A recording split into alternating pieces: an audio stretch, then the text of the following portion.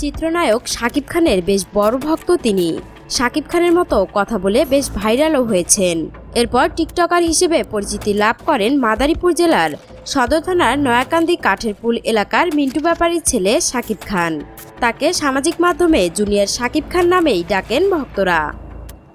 তবে জুনিয়র শাকিব খানের জীবনে ঘটে গেল মর্মান্তিক এক ঘটনা।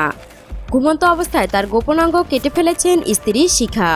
ঘটনাটি ঘটে মঙ্গলবার ভোরে নারায়ণগঞ্জ বন্দর উপজেলায় কলাগাছিয়া কান্দিরপাড়া এলাকায়। এ সময় শিখাকে আটক করে বন্দর থানায় নেওয়া হয়েছে। বিষয়টি নিশ্চিত করেছেন মদনগঞ্জ ফাঁড়ির এসআই রাজু আহমেদ। আহত সাকিবের তথ্য মতে, শিখা তার স্বামীকে মধ্যরাতে কোনো এক সময় বিয়ারের সঙ্গে ঘুমের ওষুধ মিশিয়ে খাইয়ে দেন। ঘুমিয়ে পড়লে ভোরের কোনো এক সময় তার গোপন অঙ্গ কেটে ফেলেন শিখা। সাকিব ও তার স্ত্রী শিখা সামাজিক যোগাযোগ মাধ্যম ফেসবুক, টিকটক ও ইউটিউবে ভিডিও কন্টেন্ট তৈরি করেন। তারা দুজনেই মাদকাসক্ত। আহত শাকিল ব্যাপারী ওরফে জুনিয়র শাকিব খান মাদারীপুর জেলার নয়াকান্দি কাঠেরপুর এলাকার মিন্টু ব্যাপারীর ছেলে। আটককৃত নারী টিকটকার শিখা খান মুন্সিগঞ্জ জেলার সিরাজদি খান থানার সন্তোষপাড়া এলাকার জুম্মান খানের মেয়ে। সাকিব ও শিখা একাধিকবার বিয়ে করেছেন।